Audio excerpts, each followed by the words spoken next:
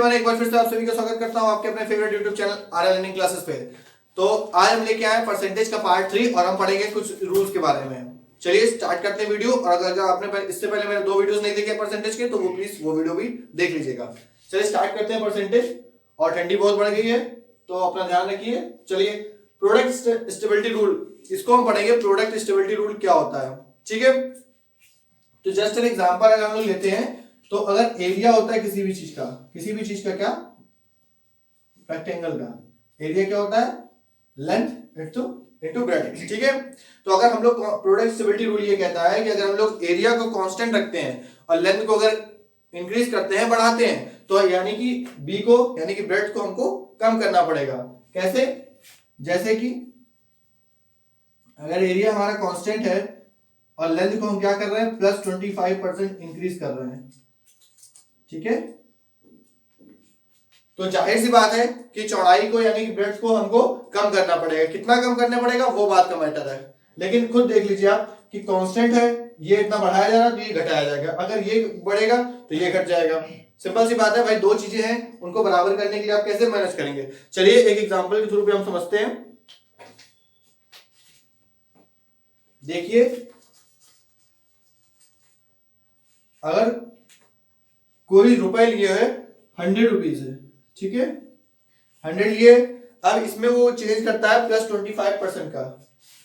भाई इसने चेंज किया है 125 यानी कि प्लस 25% का चेंजमेंट हुआ है, 100 से 125 में, ठीक है। लेकिन लास्ट में तो हमको एरिया कांस्टेंट रखना है या कोई भी वैल्यू हमें कांस्टेंट रखनी है। तो कांस्टेंट रखने के लिए यानी कि यही पहले वाली आनी चाहिए, तो ये लास्ट में आ जाएगी 100। भाई हमको लास्ट में 100 चाहिए। अब 125 से 100 कैसे बनेगा, 100 कैसे बनेगा? तो भाई ये कितना कम है इससे, तो 25 कम है। किस में से निकाला आपने? 25। भाई 125 में से 25 निकालेंगे तभी तो 100 बनेगा। तो 25 बटे 125 करेंगे और मल्टीप्लाई में 100%, ठीक है। तो जनरली प्रोडक्ट स्टेबिलिटी रूल हमारा ये कहता है। अब क्वेश्चन करते हैं और क्वेश्चन के थ्रू समझने की कोशिश करते हैं।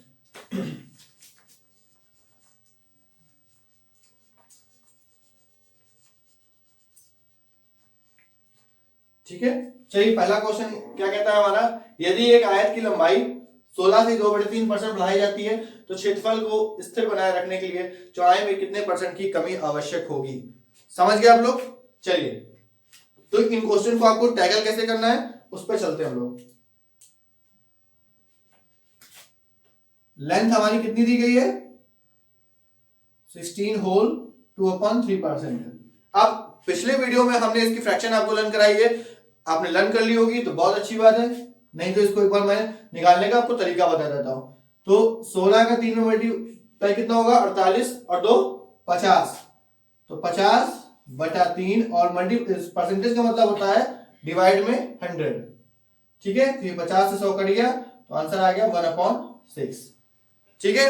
अब आप समझ गए होंगे 1/6 में 6 आपको क्या दर्शाता है, क्या दर्शाता है, ये हो गई आपकी ओरिजिनल वैल्यू, ठीक है। ओरिजिनल वैल्यू है ये, पहले वाली वैल्यू, ठीक है। 6 है भाई, किसी भी कांस्टेंट जो एरिया है वो हमारा कितना है, 6 है। एक बढ़ गया, भाई बढ़ाया जा रहा है क्योंकि बढ़ाया जा रहा है 16 से 2/3% बढ़ाया जाता है। तो अगर 6 है तो 6 में एक बढ़ गया तो एरिया कितना हो गया, 7, ठीक है। भाई 7 तक आप पहुंच गए। अब बोला गया है क्षेत्रफल को स्थिर बनाए रखने, यानी कि क्षेत्रफल को, एरिया को कांस्टेंट बनाना है आपको। तो कांस्टेंट बनाने के लिए क्या बोला गया कि भाई कांस्टेंट बनाने के लिए आपको क्या चाहिए, 6 से स्टार्ट हुए तो 6 ही चाहिए भाई, घुमा फिरा के, ठीक। तो अब 7 से 6 कैसे बना, 7 में से 6 निकाल दिया तो एक बचा माइनस का। किस में से 7 निकाला, 7 में से निकाला, तो 7 को रखो यहाँ पर और मल्टीप्लाई में रखो 100%। आंसर आ गया 14 से ही 2/7% की कमी हुई है। समझ में आया सभी को? नहीं समझ में आया कोई बात नहीं, इसको दूसरे तरीके से करने की कोशिश करते हैं। दूसरा क्वेश्चन सब समझते हैं। चलिए फ्रैक्शन वैल्यू को आपको पकड़ के चलना है, उसको आप लर्न कर लीजिएगा तभी आप क्वेश्चन को कर पाएंगे, ठीक है। नेक्स्ट क्वेश्चन बोला गया एक बेलन के आधार की त्रिज्या में 12.5% की कमी होती है, डिक्रीमेंट होता है 12.5% का, ठीक है। 12.5 को रख लीजिए, इसकी वैल्यू कितनी होती है 1/8, तो वक्रपृष्ठ के क्षेत्रफल को स्थिर बनाए रखने ऊंचाई में कितने परसेंट की वृद्धि आवश्यक है। भाई बेलन का फॉर्मूला क्या होता है, बेलन के किसका बोला, वक्रपृष्ठ का। बेलन का वक्रपृष्ठ होता है हमारे पास 2 पाई आर एच, ठीक है। तो अगर आप आर को इंक्रीज कर रहे हैं तो जाहिर सी बात है एच को हमें डिक्रीज करना पड़ेगा, तभी हमारा ये प्रोडक्ट जो होगा कांस्टेंट आएगा, ठीक है। तो चलिए यहां तक कर लिया था 1/8।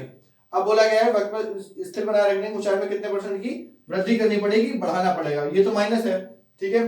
तो भाई पहले आपके पास एरिया कितना था, 8 था, 1 कम हो गया कितना हो गया 7, अब आपके पास बचा 7, लेकिन फाइनल में भी आपको 8 ही चाहिए, ठीक है। तो इस बार क्या करना पड़ेगा भाई, एक जोड़ना पड़ेगा, अगर एक यहाँ पर तुमने घटाया है तो 7 से 8 बनाने के लिए एक जोड़ना पड़ेगा, तो प्लस का 1, और किसमें एक जोड़ोगे तो 8 बन जाएगा, तो 7 में जोड़ोगे तो 7 को रखो नीचे, मल्टीप्लाई करो 100% से, ये हो गया 14 2/7% की इंक्रीमेंट होगी। समझ में आया सभी को?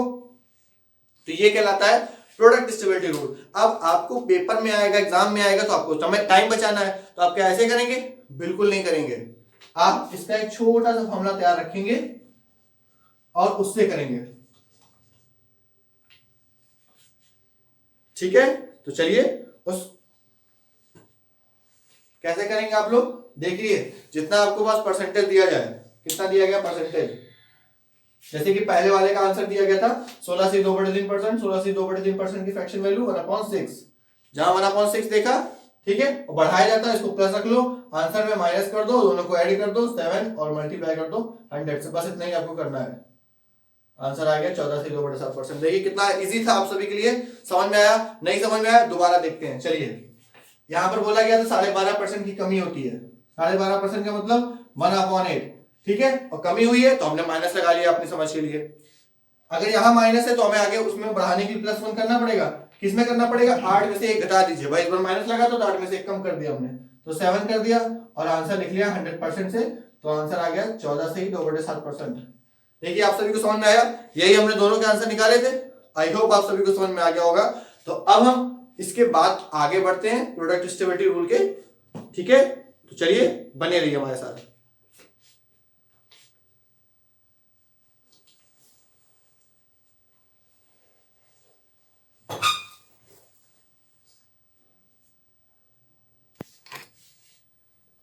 चलिए आगे बढ़ते हैं और आगे क्वेश्चन देखते हैं प्रोडक्ट स्टेबिलिटी। तो इस बार बोला गया है कि चीनी की कीमत में 20% की वृद्धि हुई है, यानी 20% का इंक्रीमेंट हुआ है, तो फिर एक गृहिणी अपने खर्च को नियत रखने के लिए कितने परसेंट की कमी आवश्यक है। ये प्रोडक्ट स्टेबिलिटी का ही क्वेश्चन है कि आपके घर में मम्मी होंगी, हाउसवाइफ होंगी, तो भाई अगर वो आप इस टाइम 30 रुपए किलो चीनी चल रही है, चीनी का रेट चल रहा है 30 रुपए किलो, मैं एग्जैक्ट रेट नहीं बता रहा हूँ, वेरी कर सकता है, कहीं 30 रुपए, कहीं 40 रुपए, कहीं 50 रुपए, ठीक है। तो अगर 30 रुपए है किसी भी चीनी का रूल, चीनी का प्राइस, ठीक है, और नेक्स्ट मंथ इसमें 20% की इंक्रीमेंट हो गई, तो यानी कि ये 36 रुपए हो गई, फिर भी गृहिणी वो कितना कम खपत करेगी। भाई यहाँ पर 30 रुपए किलो देते हैं, भाई जब 2 किलो लाते हैं, तो 36 रुपए की होगी तो उन्होंने थोड़ी कम मंगा ली, जरूरी नहीं कि वो 2 किलो मंगाए, क्वेश्चन के हिसाब से समझिए, मैथ के हिसाब से समझिए, ठीक है। तो चलिए जैसा कि क्वेश्चन लिखा हुआ है, ठीक है, प्राइस, कंज्यूम और खर्च तीनों एक साथ लिखा हुआ है। तो चलिए बोला गया 20% की वृद्धि हुई है पहले क्वेश्चन में, तो अगर चीनी का स्टार्टिंग रेट कितना था 100 रुपए मान के चलते हैं फॉर एग्जांपल, और 20% की इंक्रीमेंट हो गई, तो यानी कि अब कितने का हो गया 120 की चीनी बढ़ गई, लेकिन आखिरी में हमको चाहिए 100 ही चीनी, तो अगर हमको आखिरी में 100 चाहिए, ठीक है, तो भाई इस 20 में से 100 निकालने पड़ेंगे, नहीं समझे, तो चलिए फिर से समझते हैं। भाई आप 100 रुपए की चीनी लेने गए आप घर से, तो आपने 100 रुपए की हर बार चीनी लेके जाते हैं, इस बार आप 100 रुपए की चीनी लेने निकले, लेकिन इस बार दुकानदार ने बोल दिया चीनी का रेट बढ़ गया 20%, अब 100 रुपए में चीनी उतनी नहीं मिलेगी जितनी हर बार आप ले जाते हैं। तो अब आप 100 रुपए लेके गए थे, पैसे तो आपके पास 100 रुपए थे, तो उसने क्या करेगा, वो चीनी निकाल लेगा भाई, वो पहले जितनी चीनी देता है उससे थोड़ी सी निकाल लेगा चीनी। तो वही चीज यहाँ पर बोला गया कि 100 रुपए आप लेके जाते थे, अब चीनी का रेट बढ़ गया 120 पड़ गया, 120 में 1 किलो मिलती है, तो ये आ गया 100 रुपए, तो 100 रुपए आप अभी लेके गए थे, तो कितने रुपए की चीनी वो निकालेगा भाई, 120 से 100 की निकाल, तो कितने की निकालेगा 20 की, किस में से निकालेगा भाई 120 में से निकालेगा, 100 में से तो निकालेगा नहीं, तो 20/120 और मल्टीप्लाई में क्या 100, ये कट गया 5 बार, ये कट गया 6 बार, तो ये हो गया 100/6 यानी कि 16 2/3% की कमी के लिए हम माइनस लगा देंगे। माइनस का मतलब माइनस नहीं है, ये है माइनस का मतलब कि कमी हुई है। ठीक है, समझ जाइएगा। तो आई होप आपको ये चीज समझ में आ गई होगी। अब इसी को हम करेंगे ट्रिक से, जैसा कि हम ट्रिक से कर रहे थे उसी ट्रिक से करेंगे। इतना बड़ा झमेला करने की जरूरत नहीं है। कितना बोला गया था? 20%। 20% बोला गया था हमें। 20% की फ्रैक्शन वैल्यू 1/5 क्या हुआ है? वृद्धि हुई है, तो इसको हम प्लस कर लेते हैं। ठीक है, प्लस किया है तो हमको आंसर के लिए माइनस करना पड़ेगा। 5 और 1 जोड़ दो 6 और मल्टीप्लाई कर दो 100 से, आंसर आ गया 16 2/3%। बताइए ये ज्यादा इजी है या वो ज्यादा इजी है? तो मेरे अकॉर्डिंग ये ज्यादा इजी है। ठीक है, बट कॉन्सेप्ट समझना हमें ज्यादा इंपॉर्टेंट है ट्रिक से। तो ट्रिक में बाद में आएंगे, कॉन्सेप्ट पहले समझेंगे। चलिए अगला क्वेश्चन करते हैं हम लोग। जैसा कि अगला क्वेश्चन हमारा लिखा हुआ है, एक टिकट की कीमत 50 रुपए है, यह 20% कम हो जाता है लेकिन राजस्व संग्रह हमारा कितना 25% बढ़ जाता है, तो टिकट बिक्री में वृद्धि कितनी होगी? चलिए क्वेश्चन करते हैं। क्वेश्चन हमारा इसको मैं चेंज कर लेता हूं पहले।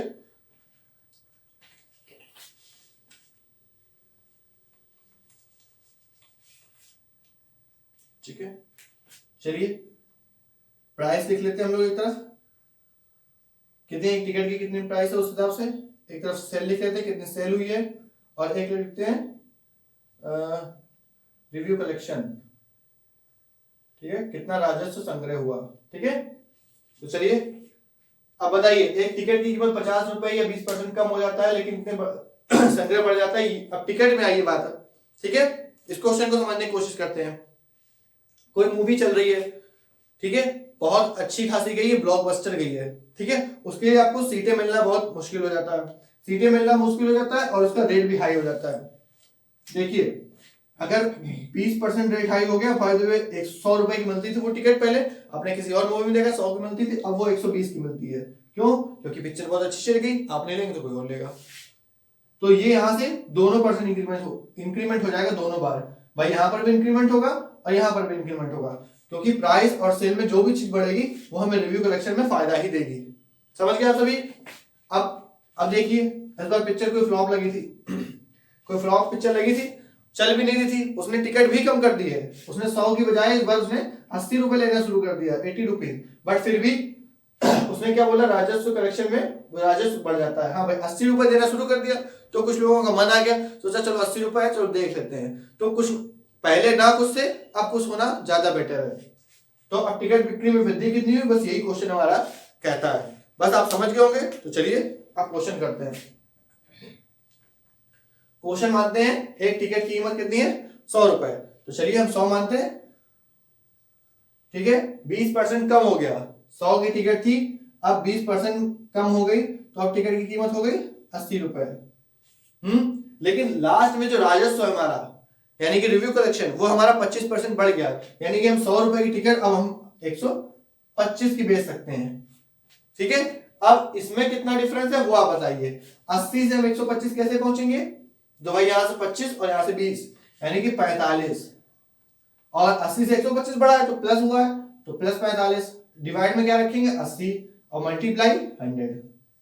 बस इतना ही करना था। 20 से काटा 4 बार, 20 से काटा 5 बार, और 45 का 5 मल्टीप्लाई कर लीजिए। 5 5 5 25, 5 2 225 डिवाइड बाय 4, यानी कि आंसर आएगा 56 1/4%। ठीक है, तो ये आ गया आपका आंसर। अब बताइए, आई होप आप सभी को ये चीज समझ में आया होगा। और ये था प्रोडक्ट स्टेबिलिटी रूल पार्ट 3। इसके बारे में अगर आप क्वेश्चन करिए।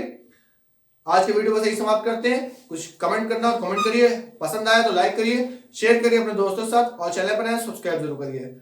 मिलते हैं अपने अगले वीडियो में परसेंटेज के पार्ट 4 में। तब तक के लिए बने रहिएगा हमारे साथ, वीडियो देखते रहिए।